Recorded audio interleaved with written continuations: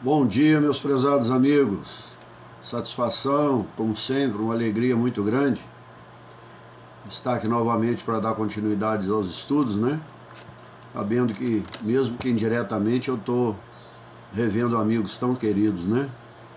E desejando a todos aqueles que se predispõem, né, a ouvir, a assistir, a compartilhar conosco esses ensinamentos desse livro magnífico, né, Caminho, Verdade e Vida, e também aquilo tudo que nós aprendemos com as lições e com os ensinamentos e com os relatos, né, do Evangelho. E assim a gente vai aprendendo de uma forma raciocinada, clara, né, sem misticismos, né, sem proselitismos.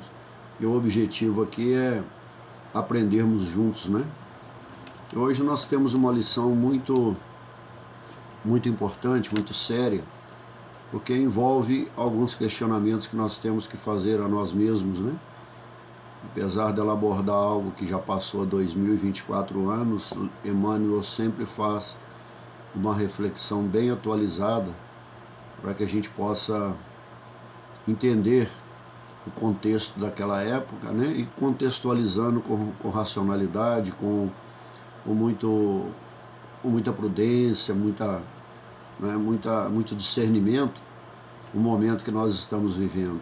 O livro é de 1944, me parece, e nós temos que também entender aquele momento da reflexão de Emmanuel, mas ela continua sempre atualizada, como sempre vai ser atualizada a Boa Nova do Cristo, que é o Evangelho, né? Então, a lição de hoje está em Mateus 27, versículo 8. E o contexto aqui é a morte de Judas. Mas nós temos alguns versículos, né? E alguns fragmentos dos versículos, do contexto, porque no Evangelho, do versículo 3 ao 10, é que vai narrar o episódio que Judas vai aos fariseus, né, aos doutores da lei, para entregar o Cristo, né? Então, diante daquele acordo, nós temos algumas situações muito sérias que a gente deve avaliar. E o versículo especificamente aqui, né, que não está completo, por isso foi chamado aquele campo até ao dia de hoje, campo de sangue. E o título que Emmanuel vai dar na reflexão também é campo de sangue. Mas a gente verifica no Evangelho, não é, que naquela manhã, né, o Judas, né, vendo que haviam condenado o Cristo, e a gente vai ver aqui na narrativa, né, ele arrependeu-se e devolveu, né, os 30 denários ao sumo sacerdote. Então, o primeiro passo ele deu, ele se arrependeu. Mas ele vai se precipitar ante aquela situação, a todo aquele plano dele que não deu certo, né, todo aquele projeto dele, possivelmente, né, que ele pensava uma coisa e no final o resultado foi outro. Então ele se arrepende e vai cometer aquele ato final, né, aquele ato que nós devemos, independente de qualquer situação, buscar o equilíbrio, a razão necessária para não cometer esse desatino, pois ele é que agrava muito a nossa situação, que é o suicídio, né? E devolver os 30 denários. A devolução aqui tem muito a ver com aquilo que a gente aprende na doutrina, que é o reparar. Então, ao invés de ter cometido o suicídio, o arrependimento dele limitou-se à culpa, não à transformação. Porque quando nos arrependemos, né, nós entramos naquele processo da metanoia, que não é meramente arrepender-se, é um transformar-se. É transformar-se diante daquele quadro negativo que nós nos aderimos, né? Que nós nos colocamos em ação. Então, nós temos que reparar os danos que nós causamos, não é? Perante o Pai, perante as relações humanas, perante o ofendido. Mas aquele que foi o prejudicado é aquele que tem um perdão pleno em si, que foi o Cristo, não é? Mas ele estava em desequilíbrio, né?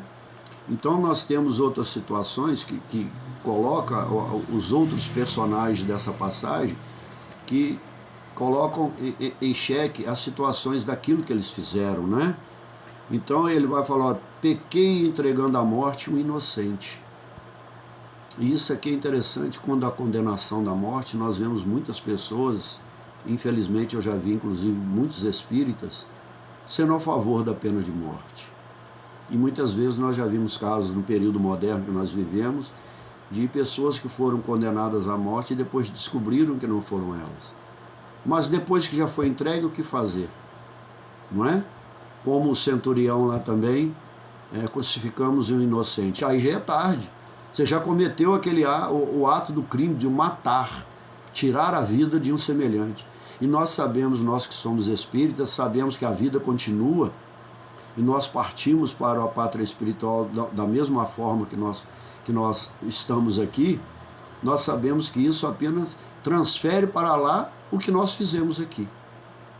Então não adianta. Condenar o outro à morte é potencializar a capacidade do ódio, do revanchismo, da vingança. Não é? E aqui não é um hospital de almas, uma escola de recuperação de espíritos. Não viemos aqui para nos reeducar, para refazer o caminho. Então condenar a morte resolve? Será que resolve? É um direito de cada um pensar o que quer, não é? Então ele reconheceu. Faltou fazer a segunda parte, empreender esforços e recomeçar a reparar os seus danos diante de si e diante do Pai, não é? E aí tem outra questão, né? Quando eles respondem assim: o que temos a ver com isso? O problema é seu. Será que é? Será que quando nós vemos uma pessoa desequilibrada, uma pessoa que tem ânsia de um resultado imediatista, né? Daquilo que Judas imaginava ser o projeto de Jesus, um projeto de conquista, de libertação, até mesmo no aspecto político e belicoso, mas não era esse. E aí nós, diante daquele quadro que nós estamos em vantagem, pois era um grupo que articulava a morte de Jesus, então eles foram o indutor, eles induziram de forma dolosa, maldosa, Judas ao ato. Então será que eles não têm nada com isso? Será que eles estão isentos perante Deus, perante o Criador? Será que eles não cometeram um ato até pior do que o próprio Judas? Porque o induziram a esse erro, a entregar um inocente, para que eles pudessem então realizar a sua senha de vingança e crucificar Jesus.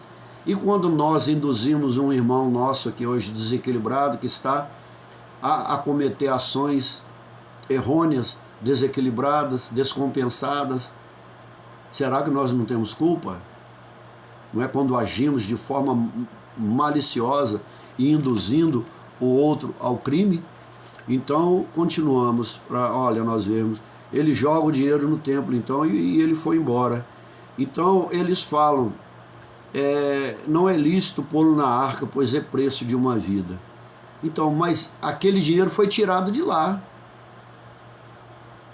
daquele dinheiro que foi recolhido, que tinha uma outra função que eles já não faziam mais, que era atuar ante os pobres, ante os necessitados. Não é? Aquele dinheiro tinha uma finalidade, nunca foi cumprido totalmente essa finalidade. Ele foi tirado de lá. Não devolveram para lá para não macular o templo, mas eles macularam na intencionalidade de induzir, né? E de fazer um plano de articular, como nós vemos sempre no Evangelho, nas passagens, várias passagens de Jesus. Então eles se reuniam para articular, para matá-lo. Então são perguntas, e a pergunta mais forte que eu vejo nessa passagem aqui é o preço de uma vida humana. Mas como valorar uma vida humana? Quanto vale uma vida humana? Ela não tem o mesmo valor para todos nós? Deveria ter, porque para Deus todas têm o mesmo valor. Todas têm absolutamente o mesmo valor, não é? Então, como a gente deliberar, que era o que eles mais faziam, não é? E atentar contra uma vida humana. Então, será que o campo de sangue é realmente o local onde eles compraram esse terreno para sepultar os estrangeiros? Ou esse campo de sangue começou no templo, quando eles planejaram então a execução do Cristo? O campo de sangue, o campo do mal, começa em nós. Quando nós realizamos, às vezes, uma atitude maléfica que alguém comete, e quando ela é aconselhada de forma maldosa por nós, ela vai e comete um desatino, a ação do mal começou em nós. Ele apenas deu continuidade daquilo que nós o induzimos. Então será que só ele é parte do problema? Só ele que é o culpado? Então nessa conjuntura, será que somente Judas é o culpado? Então são questões que a gente tem que refletir muito para pensar, né, nessa necessidade ainda que o ser humano tem de condenar e matar. Se o próprio Cristo diz, eu não julgo, quem julga é o meu Pai. Não é? E como está lá o 5º mandamento, não matarás. E será? Então vamos lá, Emmanuel começa a sua narrativa, não é? Desorientado, olha, desorientado, vendo a sua condição de desorientado, ele foi induzido a, não é? Em vista das terríveis consequências, olha, de sua irreflexão, a razão como a faculdade de análise e de discernimento ante a situação não estava plenamente senhora de si, não é? Judas procurou os sacerdotes e restituiu-lhes as 30 moedas, atirando-as a esmo no recinto do templo, pois ali que começou o projeto de cometer um assassinato. Porque Jesus foi assassinado, Jesus não foi morto, ele foi assassinado por questões religiosas e políticas, não é? Então, o que nós entendemos aqui? Essa desorientação, esse desequilíbrio mental e psíquico e emocional nos leva sempre, vai sempre nos levar a decisões precipitadas, extremamente precipitadas. E aí elas caminham e nos direcionam para ações irresponsáveis, plenamente irresponsáveis, ante o quê? As perversidades que nós cometemos. Porque quanto mais nós vamos nessa direção, mais perverso nós nos tornamos, né? Ou seja, com aqueles que cooperam, né, conosco em ações delituosas. Então, nós nos entregamos tanto à articulação, não é? A maldade, a perversidade daquele que finge cooperar conosco e cometemos então essas ações perversas, né? Então, o arrependimento veio no primeiro momento, mas aí vem o sentimento de culpa. E aí esse sentimento de culpa vai acelerar o desequilíbrio e levou ele à segunda e maior ação contrária a ele mesmo, porque o Cristo o perdoou. Quando ele chega lá e beija o Cristo, que vens a mim, amigo. Não é? Jesus o chama de amigo. Não é? Faça o que tu tens que fazer. Não é? Então, o sentimento de culpa vai levar ele a outra atitude extrema, porque ele foi abandonado a segunda vez. Ele foi induzido a praticar o mal, volta para querer reparar, devolver, e é rejeitado, como se aqueles outros não tivessem participado daquela ação. Então nós temos que trazer a análise daquela época, que olha o que Emmanuel nos traz, e refletir quais são as nossas ações quando um outro está desequilibrado. E quando nós estivermos desequilibrados, nós temos que ter o discernimento suficiente para saber quem nós devemos procurar. Não devemos procurar qualquer pessoa. A gente deve analisar quem é aqueles que fazem parte do nosso círculo de amigos, círculos de pessoas, e tentar identificar ali aquele que será capaz de nos dar uma orientação equilibrada, não é? Então, em pouco tempo, né, nós vemos como Judas aconteceu com ele, que qual foi a primeira reação dele? Ele estava só. Tudo foi engendrado num grupo, mas com o resultado ele foi deixado só. Assim acontece conosco, todos sabem dessas situações, né? E a consciência, né, vai aprisionar quem? Aqueles lá? Não, aqueles lá estavam com um plano já, né, engendrado para o mal. Depois ele ficou só com o quê? Com a consciência dele. Não é assim que nós ficamos quando os outros nos abandonam, não é? Nos círculos, ou seja, das consequências desastrosas. Porque as consequências desastrosas naquele momento ficou só com Judas. virá consequências para aqueles que articularam e o induziram a fazer isso. Não estou isentando aqui a culpa dele, não. Eu só não julgo. Eu não sei o que eu já fiz no meu histórico pretérito de vidas, não é? Então é melhor pensar, avaliar, não medir para não ser medido. Nós estamos analisando os fatos. Então prossegue Emmanuel.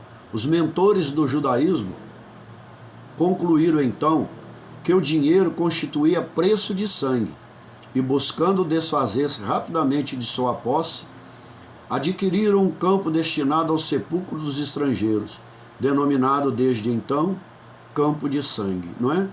Então, como nós falamos, aquele imediatismo de Judas de buscar resultados ante a injustiça dos judeus, dos fariseus, dos doutores da lei e do jugo romano, ele queria resultados imediatistas, né?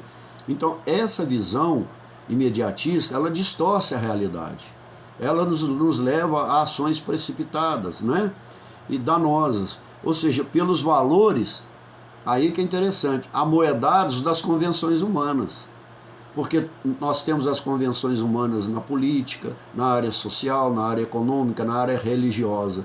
Mas todas elas têm um preço. Por quanto nós vamos nos vender? Por quanto nós vamos trair a nós mesmos, a nossa personalidade, a nossa idoneidade, o nosso caráter? Será que nós temos preço para nos trair, traindo outros, cometendo essas ações semelhantes ao que aconteceu lá, não é? Sociais, porque tudo isso é transitório. Tanto que foi transitório que aquela felicidade dele acabou rápido, quando ele chegou à conclusão que condenou o inocente, né? Ou seja, com recursos amoedados por ações perversas. Porque muito daquilo que era arrecadado no tempo era de forma desonesta, era de forma induzida também, a levar as pessoas pobres, paupérrimas, a doar às vezes o mínimo que tinha, não é? Por uma política, por um modo teológico idolátrico e ritualístico, não é? Então, ações perversas, né, que nós realizamos em todos os setores das relações humanas, porque nós estamos constantemente em relações uns com os outros, não temos como ficar fora dessas questões, não é? E aí aquelas questões que nós colocamos, né? Será que o problema não é nosso quando induzimos o outro ao erro? Será que não é nosso também? Pois aquela ação má começou pela nossa orientação. Ele já tinha a intenção não é? De praticar, e nós reforçamos aquela ideia para que ele praticasse aquela ação delituosa, não é? Repetimos, como valorar uma vida? Como nós vemos em Caim, quando lá na literatura bíblica pergunta para ele, onde está teu irmão? Ele responde, acaso eu tenho alguma coisa com o meu irmão? Acaso nós temos alguma coisa com os nossos irmãos? Podemos lavar as mãos como Pilatos lavou? Daremos continuidade nessas ações. Será que nós não somos personagens também dessas ações? Ao acharmos que não temos nada a ver com os nossos irmãos, já que todos são nossos irmãos? Não é? Então fica essas questões, né? Quantos Caíns ainda tem até hoje? Não é? Alegando que não tem nenhuma responsabilidade sobre os seus irmãos, sobre o seu irmão. Não é? Profunda a expressão simbólica dessa recordação. E com a sua luz, cabe-nos reconhecer que a maioria dos homens continua irrefletida. Nós refletimos, não é? Somos parcimoniosos na análise daquilo que nós estamos fazendo, analisamos, refletimos, discernimos para agir com prudência. O homem prudente é aquele que o alicerce dele tem que estar sobre a rocha, que é o Evangelho, que é a Boa Nova. E refletida a ação de Judas, permutando o mestre inconscientemente por esperanças injustas, por vantagens materiais, por privilégios passageiros. Porque não importa monetariamente falando, ou vantagens, ou poder, ou qualquer outra situação que nós vamos adquirir ante esses interesses, ante essas promessas, seja em qualquer circunstância, elas vão passar. Elas vão passar. Nós não vamos ficar senhores e proprietários dessas vantagens, porque vamos desencarnar. Elas podem passar, inclusive, enquanto estamos encarnados, não é? Então, por isso que nós temos no livro Palavras de Vida Eterna algumas orientações sobre esses aspectos, né? Pois ainda somos discípulos escravizados das ilusões, olha, ofertadas pelos caifás modernos. Então, quantos caifás, quantos sacerdotes, quantos doutores da lei, quantos agentes, gestores públicos nos induzem e nos escravizam por ofertas desonestas, por dissimularem as suas intenções e nos induzirem a esses atos. Nós somos copartícipes desses atos. Eles têm a culpabilidade deles, a probabilidade, e nós também. Não estamos isentos quando aderimos a esse tipo de proposta indevida, né? Então, e continuamos para nós entendermos isso, né? E muitos ainda responderão com zombaria. Muitos desses poderosos ou desses que têm poder, principalmente o poder do púlpito, não é? E outros tipos de poderes, nós somos a ovelha que atendeu a orientação de um lobo. E aí damos com a cara na parede, como se diz, erramos e voltamos a ele para reclamar. Ele vai então, alega que não tem nada a ver com a nossa ação e zomba de nós. E vai escarnecer de nós, vai rir, porque ele entende que obteve uma vitória me induzindo e nos induzindo ao erro. E aí nós alegamos inocência. Não somos inocentes. E Judas sabia que não era inocente, ele sabia que ele participou de uma ação conjunta e veio e cometeu o ato final do autoextermínio, não é? Então, quem vai nos responder da mesma forma? Que nos importa? Isso é contigo. Então, se nós aderirmos e seguirmos as orientações maliciosas deles, as consequências vão ficar conosco. Não vai acarretar nenhum dano agora. No plano espiritual, quando eles retornarem, eles vão responder por esse ato. Porque muitos que são induzidos a esse ato e os cometem e são levados a essas ações, estão nos aguardando no plano espiritual com ódio, com a vingança, esperando que nós retornemos à pátria espiritual para vingar.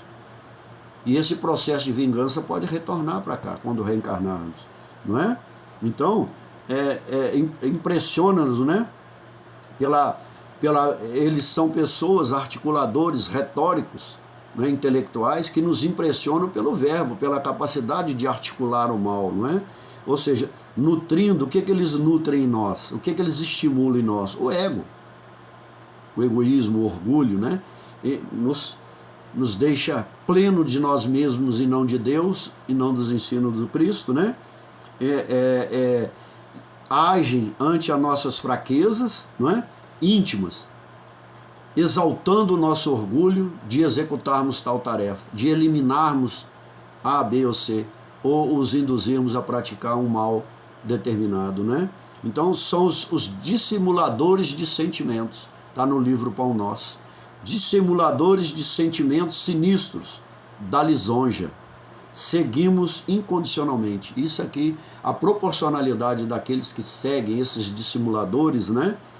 Que têm sentimentos sinistros de maldade, que articulam com detalhes de crueldade, né? De dolosidade naquilo que eles fazem. Então a primeira ação deles é nos lisonjear, massagear o nosso ego. Aí a gente se torna escravo incondicional desses lisonjeadores. E aí cometemos esses atos de pleno desequilíbrio, né? Então, nós nos tornamos obcecados, né? E ambiciosos pelo resultado, seja econômico, de poder, social, econômico, político e religioso, né? Então, e ambiciosos por riquezas ou poderes transitórios, porque todos eles vão passar, né? E essa ambição, o que ela faz?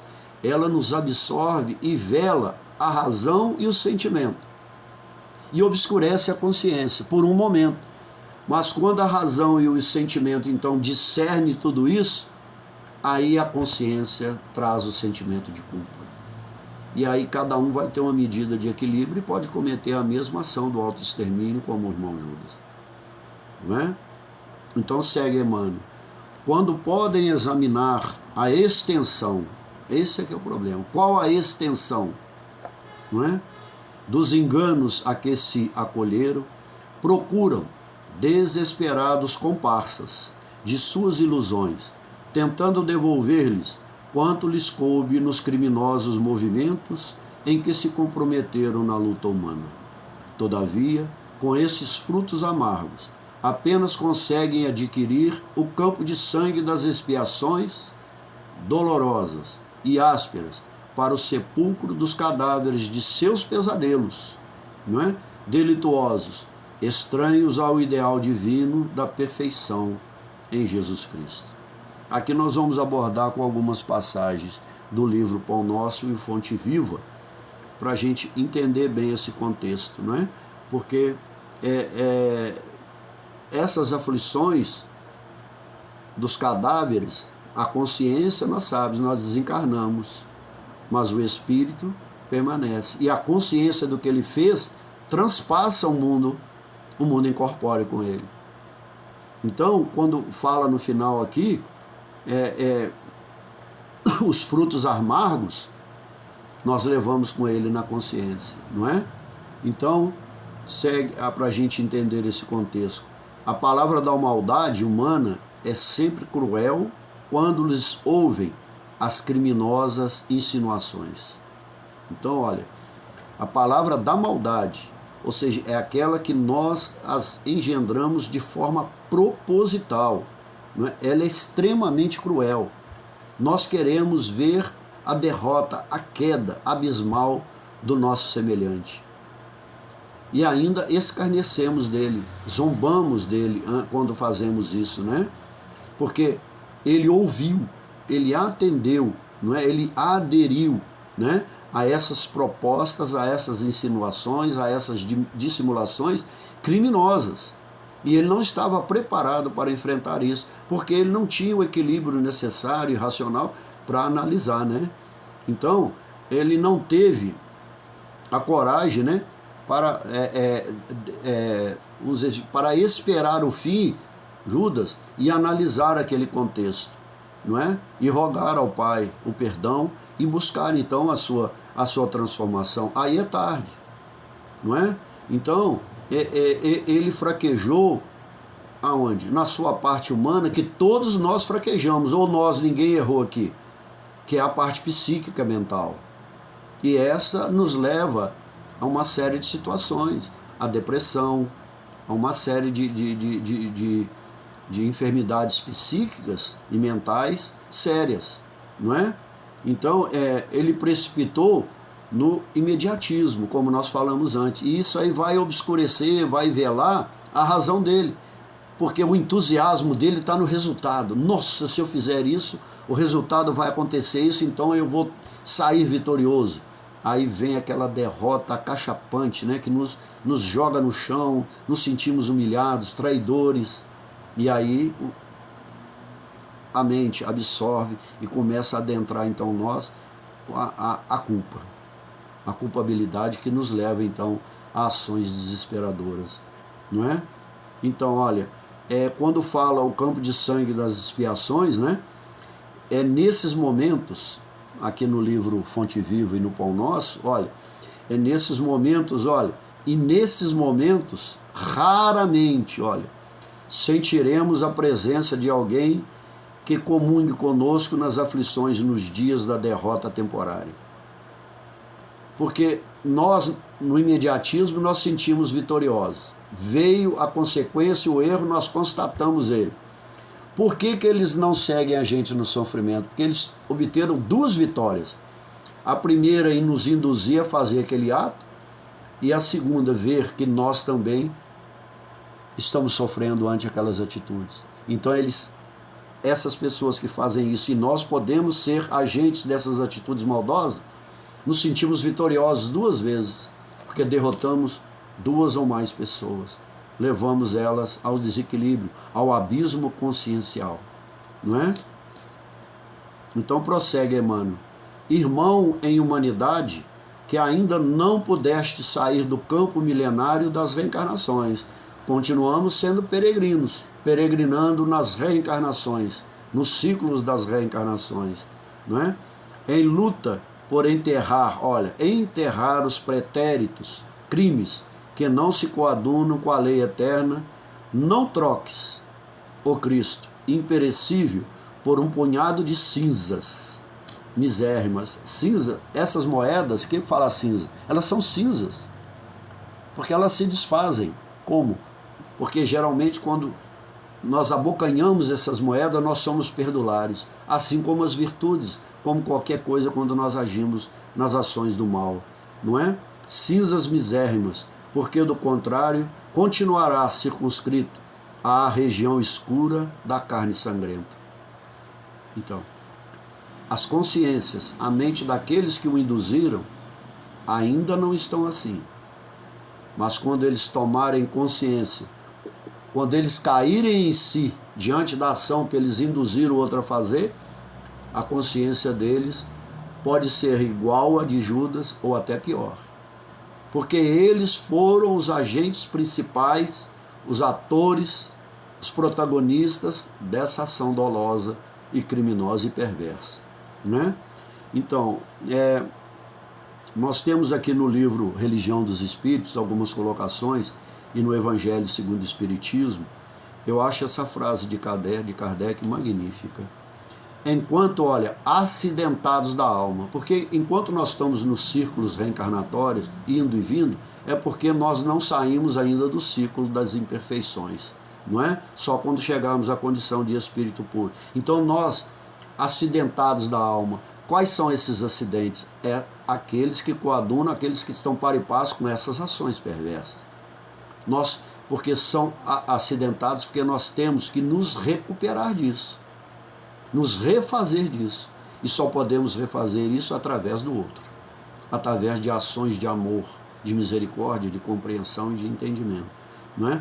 Acidentados da alma, devemos reconhecer nossas imperfeições, erguendo-nos ante as adversidades e do desânimo. Então é ter a capacidade, como diz Emmanuel, ter a coragem moral de se reerguer, se reerguer, ter boa vontade, ânimo forte para superar o mundo, como Jesus disse em João 16:33. Tenha ânimo, pois eu venci o mundo, pois no mundo terás adversidades. E vencendo essas adversidades, nós deixaremos de ser acidentados da alma. São as feridas que nós temos em nós, causadas por nós mesmos. Esses machucados, essas feridas resultantes desses acidentes, fomos nós os causadores. Então nós temos que reparar, nós temos que recompor o nosso espírito, porque é na sua essência que ele está machucado, que ele está ferido. São feridas que nós causamos a nós mesmos. O corpo perispiritual, para quem já leu o Nosso Lar, demonstra essas ações, não é? Então, vamos prosseguir. Daqueles que não se coadunam, né? Com a lei eterna, ou seja, as quedas, né, podem nos abrir os olhos para a realidade da vida. A maioria das quedas abre. Há muitos que ainda persistem, continuam tramitando no ódio, no rancor, na vingança e indutores do mal. Mas uma hora essa consciência vai vir. Aí vem o despertamento pela dor. Não adianta, não é diferente, né? Então, a culpa e as lamentações são fatores agravantes. Por isso aqui nós falamos antes, né? Ter a coragem de se soerguer, de reerguer-se para enfrentar isso. E aí é um processo extremamente doloroso e difícil, porque nós temos que enfrentar um inimigo muito sério, nós mesmos. Nós mesmos, abdicar da capacidade de praticar o mal. Então é aí que nós devemos nos reerguer. Então, quando fala, porque do contrário continuará circunscrito, nas mesmas engrenagens, nas mesmas situações, não é? Circunscrito à região escura da carne sangrenta. Porque, todos somos viajores nas trilhas da terra, carregado de fardos de imperfeições. O livro Justiça Divina. Então esses fardos de imperfeições são os delitos que nós cometemos. À medida que nós vamos reparando, esses fardos vão se diminuindo. Nós vamos diluindo, nós vamos nos despojando deles. Aí nós passaremos na agulha. Aí nós entraremos pela porta estreita. Só quando nos despojarmos desses fardos que não têm acesso ao reino do Pai. Porque lá é o reino onde predomina a pureza. Pureza de sentimento, de intencionalidade. Lá não há essas ações. Não é? São o mundo dos Cristos, dos Espíritos puros. Vamos chegar lá? Vamos. Depende de nós, né? Então, no livro Religião dos Espíritos, nós temos mais duas colocações aqui para encerrarmos, como sempre, né? O que agravou sua pena futura foi o suicídio. Arrependeu-se, mas, como dissemos, apenas devolveu. Foi importante. Arrependeu-se, né? Mas não reparou naquele momento, não iniciou naquele momento a sua reparação. Ele agravou, mas sabe-se lá em que condições espirituais esse irmão está. Passou-se 2024 anos. Ele continua evoluindo, reparando os seus processos reencarnatórios. Não vamos entrar aqui nesse campo, nós temos conhecimentos de algumas informações da espiritualidade, mas não é esse o caso aqui, não é? Mas a vida continua, e esse processo, né, de reparação das nossas imperfeições, isso é eterno em nós, não é? Então, a outra questão, a justiça divina nos assiste a todo tempo, não é? Pelo amor, a fim de que os caídos não sejam aniquilados. Então ela nos protege de nós mesmos e daqueles que por sua perversidade querem nos aniquilar espiritualmente. Todos os padecentes da estrada do caminho evolutivo, né, para simbolicamente ascendermos na escada de Jacó, não é? Nos assistem na estrada. Tem algo a nos ensinar. Não conhecemos a causa invisível das dores que o degradam. Então, nós, para julgarmos, no caso aqui, no caso de um julgamento daquilo como foi o de Judas, como nós até hoje fazemos o julgamento, condenamos, o malhamos, queremos matá-lo novamente, mas quantas vezes será que nós já nos matamos? Sem cometer o autoextermínio, pelo ato de matar, pela intenção de matar o outro, de desejar que o outro seja executado, seja morto, porque nós achamos, porque nós que pensamos e não aceitamos a vida futura, não sabemos a responsabilidade de nós intencionalizarmos o mal na direção do outro. Porque qual o final da frase aqui? A causa invisível das dores que o degradam. Então aqueles que chegam com grandes desequilíbrios e sofrimento, nos pedindo ajuda e orientação, ou quando nós julgamos, nós sabemos as dores mais profundas, o que ele está enfrentando em sua vida, para então agravarmos aquela situação espiritual daquele irmão, são coisas que nós temos que pensar, não é? Quantos Caíns, quantos Judas, quantos julgadores, quantos sacerdotes, quantos fariseus, quantos doutores da lei, quantos julgadores e indutores do mal ainda tem em pleno século XXI? São questões que nós temos que nos perguntar. Meus amigos, muito obrigado, fiquem com Deus, que o Deus Pai, nossa Mãe Maria Santíssima, toda a espiritualidade de luz vos envolvam, estejam convosco, estejam conosco, no meio de nós, entre todos os corações humanos, no campo da carne e no Espírito. Que todos sejam abençoados pelo Divino Mestre. Que assim seja.